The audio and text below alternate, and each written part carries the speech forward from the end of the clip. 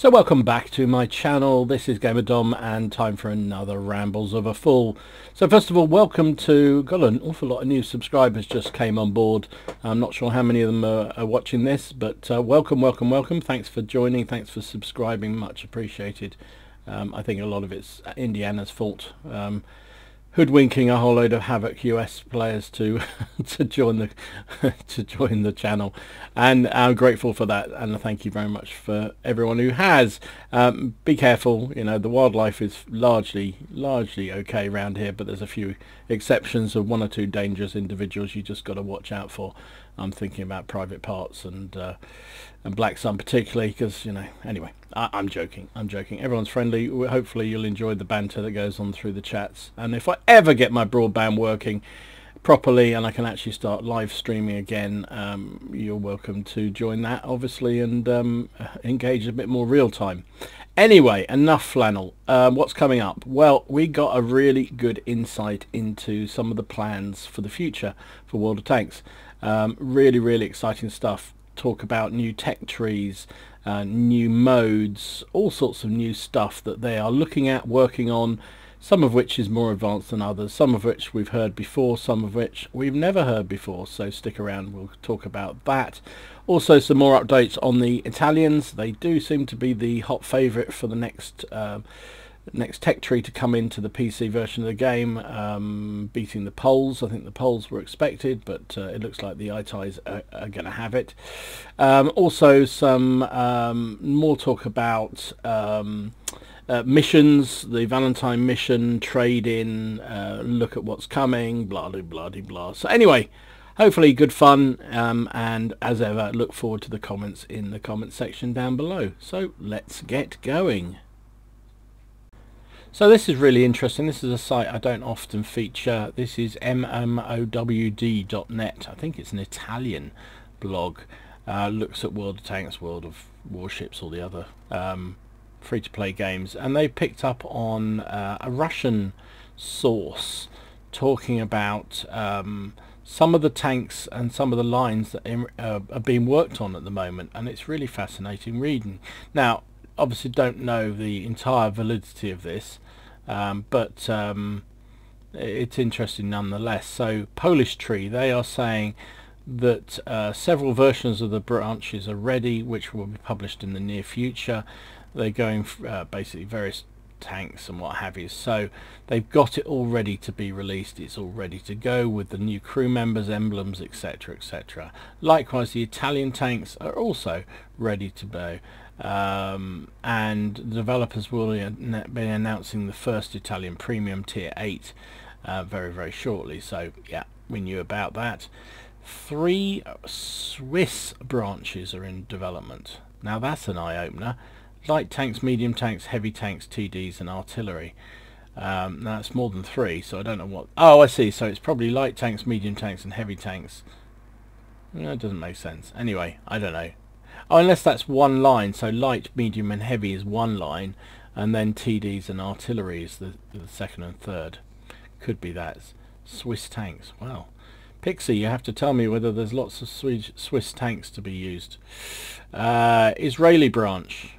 That's interesting as well. Hungarian and Romanian branches, 2 to the European tree. So does that mean there's been talk about doing a European tree of a sort of hodgepodge of various national branches that, you know, don't have enough to justify their own branch. So it looks like that's being suggested again. So Hungarians and Romanians will be part of the European tech tree, so we shall see. Wheeled vehicles, I know this has been talked about for some considerable length of time. I think it is only a matter of time before we see wheeled vehicles enter the game. There's an awful lot of armoured cars that were used in the Second World War that would make really good candidates for World of Tanks. They're not tracked, they're wheeled. Now how that affects things like walls and terrain and what have you will be interesting to see, but it's long been suspected that wheeled vehicles will appear very soon, and largely because of that special event that was run some time ago where you had British armoured cars taking on a First World War tank. So that was widely seen as a test to see whether wheeled vehicles would work, and so I think it's a matter of time. In fact, I think Victor Crisley, the CEO of World of Tanks, of Wargaming, sorry, did actually say that wheeled vehicles would be coming to the game at some point fairly soon. Possible hydro pneumonic suspension for the SDB-1. Now that is basically the same thing as the Swedish tank destroyers have. So you lock in place, and there are lots of images of the SDB-1 in reality did have that kind of hydraulic system. I've seen pictures of it on Facebook pages where it basically looks like it's had a flat tire. The whole front of the tank has dropped down because it's been raised up at the back. It's a very odd look in terms of suspension. So hey, British, Swedish and Japanese light tanks. So we've already got some British light tanks, but I'm guessing this means a proper tech tree leading up to tier 8 at least of British light tanks. So that's to be applauded. It's about time really, because there are plenty of good light tanks out there in the British, in reality, that are used by the British British Army and have done. I mean, the Scimitar is one that comes to mind, could be a potential high tier candidate. Swedish and Japanese, I have no idea whether there's any justification for those. Not something I'm particularly familiar with, but yeah, I've always said more tanks the better really. Top Swedish mediums, so 8, 9 and 10 are divided into two versions. Tier 10, the Strength Bagger A, or the UDES 15, 16. Okay, so basically at the moment you've got the situation where the medium line, you've got in the Swedish sort of battle tank line, you go light tank, medium tank, then heavy tank.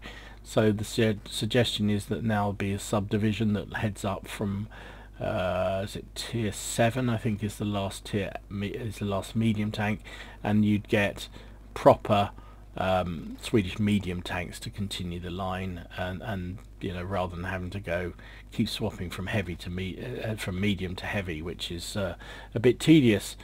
And Spanish branch, okay. Yeah, again, I didn't think there was enough. So basically tier 1s to 5 seem to be early war actual Spanish tanks, and then 6 to 9 would be reworks of other tanks already in the game, so Bulldog, Scorpion, blah blah blah. So yeah, okay, again, more tanks the better. HD maps, we already know that there's that with 1.0 there will be the introduction and replacement of all the maps with HD. There's 18 maps apparently already. Now that doesn't mean there's actually 18 maps, because some of them have a couple of formats, so there's encounter, assault, etc. Plus, you know, some of them have winter effect as well as summer effect. So yeah, so not so many as previously. But they are reworking Stalingrad, Berlin. Which one's Berlin? I forget. Is that not sure whether that's an old map. Anyway, Monte Rosa, Overlook, Pilsen, Erlenberg, Sacred Valley. It's possible they'll be reworking some of the old maps into the game, so like Pearl River, Northeast Province, which I think are all great. I'd love to see that come in.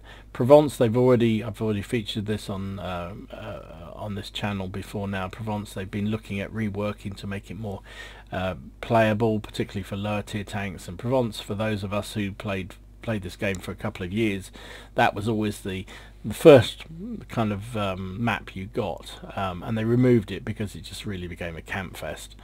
A new map called Savannah, Texas has been tested, but they can't go into super test because they've got other ones to be working through, so featured a load of those. So I mean, good news generally I think is that the new maps coming in with 1.0, we may lose a few, but the quality of them is going to be really exciting, and they are looking at a number of new maps, which is great, really good, and indeed looking to rework some of the less successful maps and look at possibly bringing back some of the older maps that have long disappeared from the game, and yeah, again, more the merrier, please, more the merrier.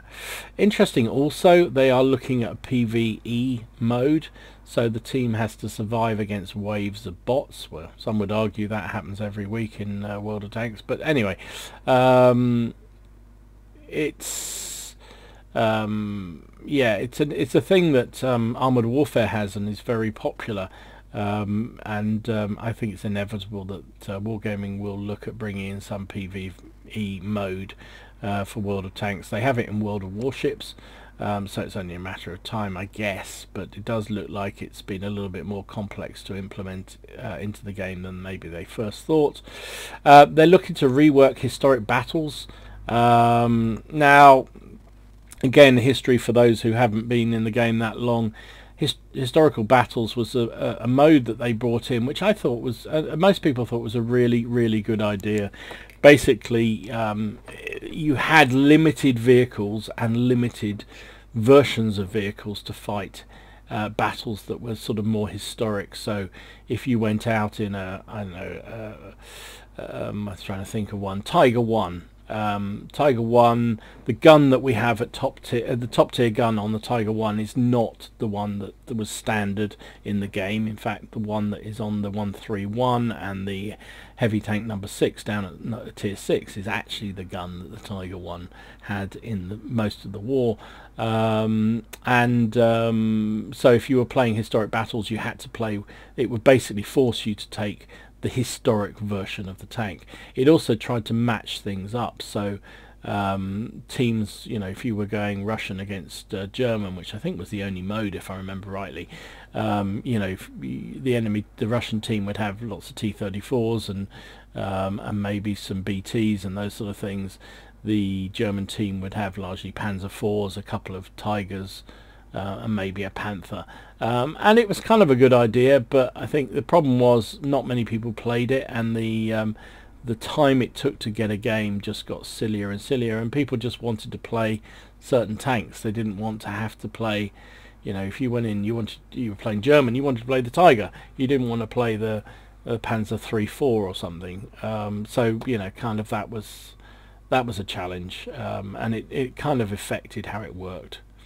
New physics engine, Havoc Destruction, will be released with the HD maps in March, so that's with 1.0, so that's good. A new system of vegetation will appear with the new patch, with the new update in 1.0, and shock waves. So you've seen this on some of the map, or some of the replays of some of the games that are tested on the new map and the new HD map. When you fire the gun, you can actually see the vegetation and even the water moving as the shock wave goes away from the gun, as the projectile, you know, in reality would have come out the gun. There would have been that effect on the surround, and they built that into the new HD maps, which is why it looks so fantastic.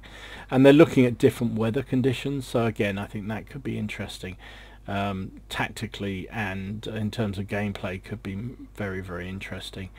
3D customization, so you can put, you know, things on the outside of your tanks to make them look pretty if that's your want. Again, it's an area that I know Wargaming have been testing for some considerable length of time, because they see it as a money spinner. You know, people will tart up and pimp up their vehicles, the ones they love the most. Other things they're looking at: removing the ability to do damage to allies. That'll be good for people who saw my video.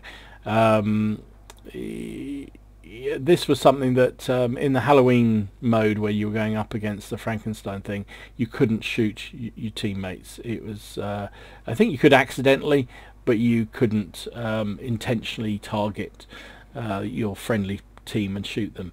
I don't really know why this hasn't been implemented already. It would seem to me a really easy thing to do. And maybe it's because I'm a Londoner. Sorry, little sideline. It could be that there's some kind of issue. I know some of the mod systems you can download will prevent team damage. You can, and the problem, I've actually removed mine on my mod pack. I've taken it off, and the reason is not so that I can kill scumbag artillery, although that's a bonus. It's because I was finding occasionally, if you had a situation where a friendly tank was very close to an enemy tank or in your line of fire, the margin for error didn't allow you to click the button at all. So a couple of times I was targeting the enemy tank. I had an outline to fire at the enemy tank. My friendly tank was actually moving away and out of the shot, and I went to click the button. It wouldn't let me because the anti-shoot your teammate system had stopped me, even though the shell wouldn't have arrived by the time, if that makes sense. The teammate would have gone by the time the shell left the gun. And I find that really frustrating. A couple of times I actually lost games because I had a friendly tank circling the last enemy tank, and I took a shot, or was trying to take a shot to take him out, and because this light tank kept getting in the line of sight, the mod stopped me firing, and the tank I was firing at went on to take down the light tank and actually cap out and win. And that was really frustrating, so I switched it off after that. So there's probably some nuances and difficulties around it, but you know, anti-team damage, if they can do it at the server side, so it stops the scumbags doing stupid things, then I think that's a good thing. A new anti-cheating system that doesn't allow the installation of banned mods. Good. About bloody time. I have become increasingly skeptical of some of the team play, some of the play of some players on this game, and you know, you can say it's I don't know, maybe it's just me being a little bit too skeptical about things, but you know, the number of times you go up against somebody who you know, literally shoots. We had it the other night. Shoot had it the other night. We were playing a game. He got hit 3 times in succession by this same chap, who happened to be an extremely good statistical player. And first, you know, all three shots did some sort of critical hit on top of the damage, and hit him when, you know, it was a real shot in the dark that they would have actually hit him at all. But not only did they hit him, but they also took out mods, or took out you know, I think first time took out loader, then took out the gun, then took out the engine, with successive shots. And yes, it can happen. RNG permits that to happen. There is also that crew skill that helps you to do better chance of doing damage to equipment and also crew members in the tank. But sometimes it happens just too often. I'm always very cynical about these things. So anyway, I think just to make sure everybody's coming at things with a you know, even playing field, a level playing field, to have a system where you can only upload. And Wargaming have already implemented. There is a proper official mods location you can go to and download from there a mod that is approved, inverted commas, by World of Tanks, and I would have thought it's relatively simple. I'm no programmer. Relatively simple to insist that only mods work in the game if they've been installed from that site. That would allow some control, and hopefully would allow us to be a little, so when we are 3 times criticaled by a tank in quick succession, we have to say, well done mate, good shooting, well done, rather than going, yeah, I think there was something dodgy going on there. Which would you rather? So anti-cheat, great, bring it as soon as possible. A second season of personal missions is development, which is great news for those of us. I'm stuck on the 4th missions. I can't do any of them anymore. I've done all the ones that were easy to do, and you know, every so often, every sort of 50 games or something, I might do one of the newer ones, but the chances of me getting to to the reward tank, I'm just not good enough to do it, and it's frustrating because I'd love to do some more personal missions. So second season is on its way at some point, and the good news for those of them still working through the first missions, it's still going to be there, and you can still work on that as well. So it's not going to be they shut down the first set and bring in a new set. They'll bring in the new set on alongside the first set. So thumbs up from me on that. Bonus for tanking and dealing damage. Don't know what that means. Don't know what that means at all. Most you'll see. The system of gratitude to players. So they reckon. So basically, this is something that you can do in World of Warships. Actually, I think. If I remember rightly, if somebody plays really well, you can actually, in the same way that you can report a player for bad play, you can also report them for good play, and that's kind of good. I like that. So a new crew system is being worked on. So the removal of 50% and 75% crew training. That's an interesting one. So World of Warships concept has a similar, basically similar to the World of Warships concept. So in World of Warships, you don't. Basically every crew, commander on the ship has the same ability, base ability, and they only get better with experience. So as you accumulate experience on the commander, you can bring in new skills. So it may be, I don't know, additional smoke screens, it could be more accurate guns, it could be faster reloading, all these kind of things you bring into the crew or bring into the captain, and that affects the ship that he is in. It does mean that your basic commander is pretty good. He does everything pretty well, whereas in World of Tanks, if you've got a 50% or a 75% crew, you're being penalized for that crew. That 50% crew means that they operate at half as good ability as 100% crew, and therefore they're 50% slower to reload. They're all the stuff they're worse at. So you're getting penalized for running that crew. Whereas if everybody had 100% crew and then they built on that additional crew experiences or crew skills, that would seem to be a far more sensible way to do it, and also would allow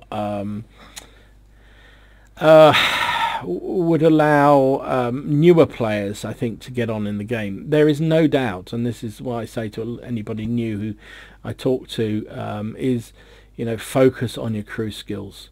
It almost is more important than the tank itself, the crew that you put in it. If you are driving around in a 50%, 60% crew, you are going to a tank with a 50-60% crew, you are going to suffer, really suffer against somebody who has 100 or even 110% crew with a couple of skills on top. The difference between and I don't know, it's if you're in any doubt, and if you guys are like me, where I don't have any crews that are below 100%, that's what I use. I tend to use gold to train them up. Once they're in the tank they're going to be in, I will work hard, and I'll have dedicated crews for my tanks. So my Jackson crew remains in the Jackson. It's there. I'll move a crew up through a line, but if it's a tank I'm keeping, I'll train up a new crew and put it in and leave it there. The Jackson crew I have there, I think they're on 3 skills now, 100% obviously, and you forget how good that makes the crew. I was playing through because Shoot had been badgering me about going down the VK3001D line, and I'd never researched that. I was playing that line from about tier 4 with basically I had an old German heavy tank crew that was sitting in the barracks doing nothing, and I didn't want to use gold at tier 4 or tier 5, so I basically used the silver system to convert them. So they were not 100%, although they had a couple of skills on them, they weren't 100%, and I noticed the difference. And it'd been a long time since I played with anything other than a 100% crew. in a tank, and it was frightening how inaccurate they were, how poor they were. And when I finally got up to the tier 6, I then converted them with gold into their proper 100%, and they worked far better. And it was very noticeable. And I would suggest to people who forget that, go and just for a laugh, go and take out a tank with a 50% crew and see how well you do. That's a real tester for you, right? So anyway, good thing they're looking at crew system. I think it's a bit archaic, and I think it penalises unnecessarily new and inexperienced players who don't understand the crew system, and that puts them off playing. And at the end of the day, we want more players into the game because that adds variety, and it doesn't stop. Otherwise, the game just stagnates.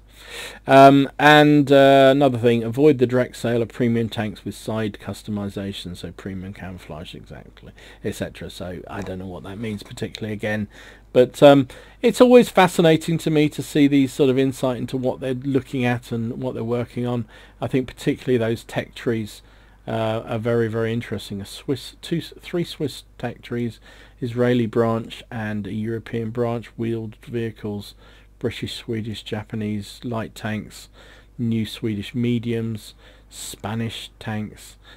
Very interesting. And of course all the maps are also fantastic, good news, and lots of other stuff below. So anyway, let me know if you're still awake through that. Let me know what you think about all those upcoming reports. I think they're all get big thumbs up from me, that's for sure.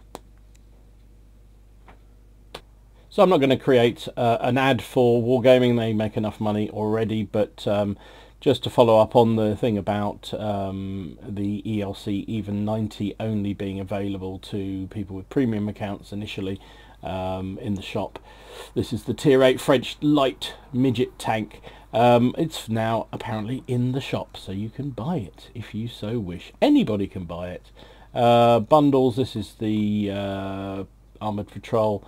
€25 for the basic tank with a garage slot, which is about £21, something like that. And there's various other ones, the Ultimate and Supreme packages available. So if you're interested, go get it. It's there. It's kind of a fun little tank. Did I mention I did buy it? Damn, I've got no willpower. So 9.22 is obviously in the book, and we're now playing with that. Came in on, well, for the EU server, came in on Wednesday morning. Russian server, I think it was Wednesday night. Sorry, Tuesday, because there's always a day before. And I'm guessing the American server went up later on, well, your morning, our evening, on Wednesday. So I'm not going to go into all the changes. Everyone's talked about those already, the new lines that are in the game, the new tanks that are in the game. But interesting to see that other changes, as well as the removal of the tier 8 French heavy tank, the FCM50T, a number of other tanks have been added into the store on a permanent basis. Now, none of these were there all the time, but they are now. So and the one that interests me is the 88 Jag Tiger. That is strange, because that was removed from the game some time ago because they didn't want to have preferential matchmaking tanks, and that is a preferential matchmaking tank, and yet they put it back in the store. Go figure. Also the Mutts, the Korea, the Scorpion, the Liberté, and the Big Dick Experimental, ACE4 Experimental, the Australian thing with the big dick on the front.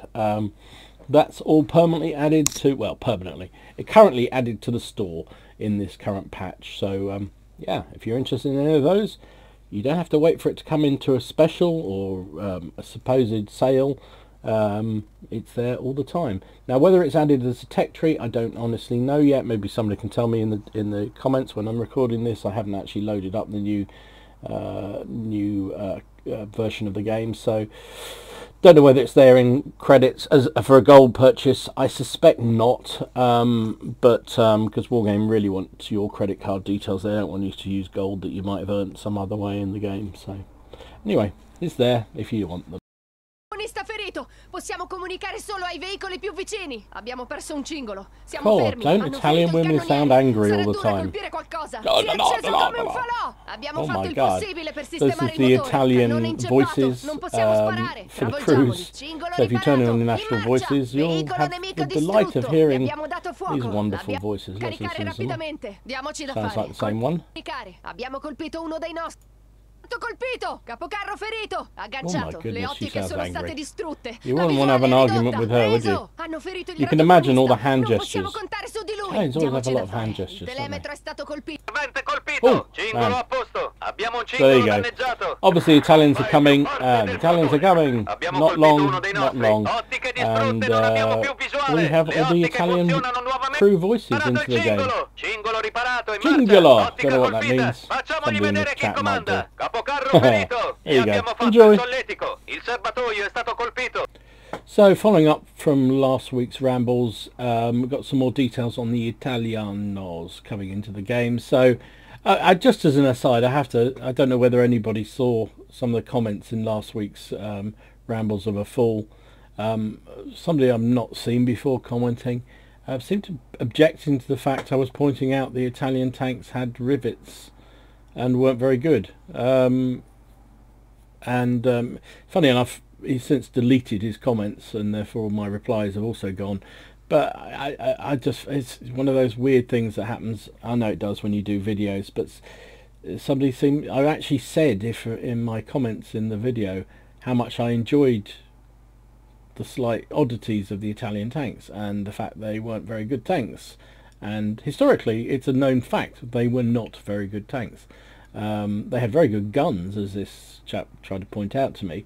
Yes, they did. However, the intrinsic design of Italian armour in the certainly early part of the war was extremely poor. They were built in a riveted type of way, so the hulls were put together with big steel rivets rather than being welded, which is much better as a process. It's a fact. The problem is that any kind of explosion on the outside of the hull, even an HE, can send those rivets flying through the inside of the turret and making a heck of a mess of the crew inside. And so most nations pretty soon swapped over to welded hulls because that was the better way of doing it. And the Italians were a little slow, and that's mainly because they didn't have the industry. Industrial might in Italy was never as strong as others. Yeah, so I don't know what this guy was getting. He was obviously Italian, and he was getting hot under the collar about why is everyone going on about how bad the Italians were. Well, it's because they were bad, right? You know, that's simple fact. Is the Italian tank doctrine was extremely poor in the Second World War. It wasn't what they were spending their money on. Mussolini, when he came to power, he focused on the Navy and the Air Force. That was where he put the money. Anything extra went to the poor old army, and the tanks were, as a result, woefully underprepared. And although on the surface some of the tank designs were extremely good, they were poorly designed, poorly constructed, and the crews were terribly badly trained. Most of them had never seen the tanks that they were going to drive before they were put in them and sent them to the front, which is not going to work terribly well. They also had other things, like they had two-man turrets rather than three-mans, which the Germans had and the British had later on, and two-man turrets were just not efficient enough. They didn't have radios in most cases. Certainly the early war ones didn't have any radios. I could go on and on and on, but anyway, it just made me laugh. This guy thought I was having a go at the Italians, when actually I wasn't. I was just stating fact. As I said in one of my comments, which, as I say, is deleted now because he removed his comments and therefore they all went, you know, it's a simple fact that the British their design was completely inferior too. They basically went for two models. They went for infantry support tanks like the Matilda and the Valentine, because all their experiences had been from the First World War, where the big tanks were used to support the infantry as they sort of trudged forward. So tank design in Britain early on was based around having a slow-moving, heavily armoured infantry support tank, because it only had to move at the speed of an infantryman walking.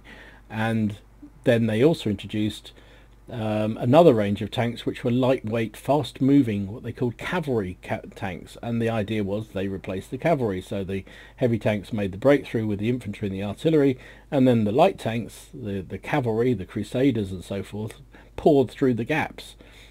And both of that doctrine was completely outdated for the Second World War, and hence over time they evolved it, but it put British tank production way behind the curveball. Another fact, I'm not having a go at the British tanks, that was just the way it was, that's what happened. The Americans, let's have a go at the Americans, shall we? American tank design was largely regimented by how much they could build quickly and how they could ship it to Europe. So they favoured medium tank designs like the Sherman, because they could, I forget the numbers now, but they could bring over say 3 medium tanks instead of 1 heavy tank, because the weight, because of the size, etc., etc. And they took the calculation that it was far better to have more tanks on the battlefield, even if they were design inferior to anything they were going to be facing, because numbers counted and they wanted to get the material onto the battlefield. So the Sherman was demonstratively poorer than a lot of the German designs, but they still shipped them out in huge numbers. That's just the way it is. So not having a go at the Italians, but it's just the way things were. So seems to be this sort of apologist route that history goes these days, which pisses me off. So anyway, we got details on the Italian stuff. So here's their crew rank material. This is on the Daily Bounce. Their different crew portraits. So you've got the girls, you've got the boys. So all of these will be coming soon. I'm not sure what kind of caps these are, but they do look slightly weird, don't they? Anyway, the gun marks, which look, somebody else has got something similar to that, haven't they? Tanks on the barrel. And of course the premium consumable, what would it be? Well, of course it's pasta. There we go. So that's your Italians. Again, no exact firm date of when they're coming, but almost certainly the premium one will be very, very soon. I look forward to it, because I do like the Italians, whatever that guy seemed to think. So momentarily we're all excited that there might be a proper mini marathon over Valentine's period. One of my subscribers, Justin, was all ready to put off his move to a new flat, new apartment, because he wanted to grind through the mini marathon, but panic over. It's nothing particularly special unless you are desperate for a tier 4 Soviet light tank. This mini marathon, as you've probably seen if you've been playing the game the last few days, is to win that tier, to win the Valentine 2, the tier 5 Soviet premium light tank. Gets preferential matchmaking, is actually great fun to play, particularly if you get 2 or 3 of them in a platoon. But interesting posts that Harkonnen's picked up on the Daily Bounce about people getting a little bit disappointed with the fact it's only a Valentine, and some posts that were quite defensive posts that Wargaming put up on the forum. Apparently said, this is the main quote: "Our goal here was to have a mini marathon, hence the name and its short duration, that fewer players can also that newer players can also compete, which is why we went for a lower tier tank. It wasn't supposed to be a full-fledged marathon. We tried to lessen the hype, so to say, by explaining that they shouldn't be expecting high tiers or anything out of the ordinary." Well, yeah, okay, fair enough. And I guess, you know, if you have to do tens of thousands of damage over a short period of time, it does prevent a lot of the newer players getting those kind of reward tanks. This is dead easy to do. Each day you have to do 1 mission, and I think you have to do, I don't know, 8 of them or something like that to get the tank. But if you've already got the Valentine, Wargaming do another screw you on it apparently. So instead of getting the 400,000 credits that you would get normally for a duplicate premium tank, they're only going to give us 100,000 credits. Why? I don't know. Well, it says, Harkonnen says it's because the tank will have a 75% discount during this period, and therefore they apply the discounted rate for the amount of credits you get. So it's only worth 100,000 instead of 400,000. So yeah. So don't go out your way if you've already got it to get it. So Wargaming tried to justify that because clearly there's been a bit of angst about that. Well, it's World of Tanks. Everyone gets excited and annoyed about all sorts of things. So they said EU region never had a mini marathon for Valentine's Day, so we should be grateful. Well, yeah, thank you very much. The whole event is just like a mini marathon, but maybe it shouldn't have been called a marathon because the reward is so poor. Yeah, fair enough. Anyway, so whatever. So yeah, you have to collect 8 tokens between the 4th of February and the 19th of February to get the Valentine. You get a Valentine, a garage slot, but there's also other bonuses, and this is where it's actually quite worthwhile doing. Mind you, I mean, if you're like me, you just play the game and you happen to do it, then you go, oh, I won something. You get a day of premium, possibly 5 personal reserves of plus 100% for 2 hours, 5 personal reserves of plus 100% crew experience for 2 hours, and 25 loads of chocolate. So yeah, there you go. So there's all the rewards, all the missions, easy peasy peasy, most of them. So the first one was just take part in 5 battles. Then they moved down to slightly more difficult, doing 3,000 damage on day 4 in a tier 4 or above, but none of these are particularly onerous. And as I say, you need to get 8 tokens, but the good thing is each of the days generally there's one of these extra things. So at day 8 you'll get the personal reserves of 200% crew experience for 2 hours, one of those, and all you have to do is win a battle and be placed in the top 5 by damage dealt. So pretty good. Anyway, it's a freebie. I suppose we should be grateful, but it just seems slightly disappointing that they couldn't have made the tank just a little bit better. Tier 4 premium tank is pretty much worthless. A tier 6 would have been fun. I mean, they've got that Lozers Sherman. They've also got another version of the Tiger. So it's not the 131, is it the 217, something like that, which they haven't put out yet. And I'm sure they could come up with all kinds of other easy tanks to make at tier 6, but they didn't choose to. They just chose to give us a tier 4. So hey ho, but happy to get the extra boosts. They're always useful. Okay, so this is interesting for the EU server. I believe it's only the EU server, so sorry North America and Asian servers. Chinese New Year event starting in mid-February, so between the 6th of February and the 1st of March. There's a number of missions happening.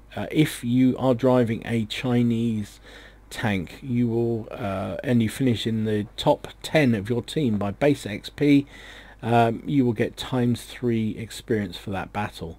So that's kind of cool. You can only win triple XP for 75 victories. So yeah, so that's the thing. ×3, you win it and you're in the top 10 based on base XP. So presumably that's after your first win. So if it's ×2, you win that game, then all subsequent wins in Chinese tanks where you win the game and you finish in the top 10 by XP, you'll get ×3 XP for those tanks, up to 75% time, 75 times, put your mouth back in, 75 times per account. So over the course of that what's that, 3-week period, you can earn it 75 times basically. There's also special mission if once you've accomplished that 75 times. So once you've got 75 lots done, you will also get a bundle of special stuff. So 5 personal reserves 100% for 1 hour, 5 personal reserves 200% crew experience for 1 hour, 25 combat rations, and large repair, large first aid, and automatic fire extinguisher, which is all nice. And I like missions. I think things that make you come back and play the game each day are to be celebrated and embraced. I just wish there was standardization of them across the various servers. Why this can't happen on every other server, I don't know. Likewise, why US server gets things that never happen on the EU server. Cause reasons. Okay, so on the EU server, the trade-in thing is back. So this is the way you can trade in a premium tank that you don't want anymore, and you get some value back. I think it's about half the value of the tank back, which you can then use against the purchase of a new premium tank. So starts on the 7th of February, runs until the 21st of February. So if there's anything you want to buy that's in the shop, I think it has to be on the tech tree actually, doesn't it? Oh, there's the answer to the tech tree, those extra tanks. So they are being added to the tech tree, so you can buy them. Okay, so they're not just going into the shop. The Jag Tiger, the Experimental, the Scorpion, the Liberté, and the Muts, and the KR. They're also on the tech tree. There you go, I should have read that earlier. So for the trade-in, the rules apply as they did before, that any premium tank tier 6 to 8 you can, which is available in the tech tree, and has to be the same tier or higher as your old vehicle. So you could buy, so say you've always wanted the Pattern KR, you could exchange your, I don't know, what's a tier 6, a Rudy, sell your Rudy through the exchange and put the money towards the Pattern, if that's what you wanted to do. It's only possible to trade one vehicle at a time, and you get half the old tank's gold value. There you go. Lots of tanks can be. Yeah, lots of them. But let's look at the ones that can't. So this is interesting. The Kronian Yang Panzer, which is a god-awful tank. It's not actually, but it's not a great tank. That can't be. The ISU 130, which I think was a super tester tank, if I remember rightly. T44-100, that's odd that you can't, because that was a one that was actually sold separately, so I'm surprised you can't. Mind you, why you'd want to, it's a great little medium. The KV4 Cranks, that's a Clan Wars reward, I believe. Same was the Chieftain T95, which was also a Clan reward. So those are the exceptions. These cannot be traded in. So the way it works is the example. So you want to buy the Lurv, which costs 12,500 in the game. In exchange, you want to trade in your old Dicamax, which would normally cost 3,200. So you get half your value, so 1,600, which means your new gold price for the Lurv is 10,900 even. So yeah, that's how it works. Don't know whether it's worth it. I suppose if you've got a tank sitting around doing nothing and there's one you desperately want to try in the tech tree, then go for it. But I've never actually yet done this, mainly because, saddo that I am, I have pretty much all the premium tanks that I'm ever likely to want. So and then some. Anyway, so it's a limited period feature only tier 6 to tier 8. It can only happen for vehicles that are, so you can only trade in for tanks that are in the tech tree, because effectively you're getting the gold value for them. Any ammunition and equipment and consumables is automatically dismounted and placed in the depot for free. Camouflages, emblems will be stored in the depot likewise. What else? Crews will also go in the bunks in the in your barracks, but this is key. If you don't have enough free bunk space in your barracks, then the trade will not happen. So you've got to have enough space for the crew to go in. So there you go. Tanks used for trade-in cannot be restored with the restore functions, and when trading you don't have to buy an extra garage slot. The new tank will replace the previous one. So there you go. So trade-in available. Bring out your dead, bring out your old ones. It's there for a few weeks anyway, if that's what you want to do.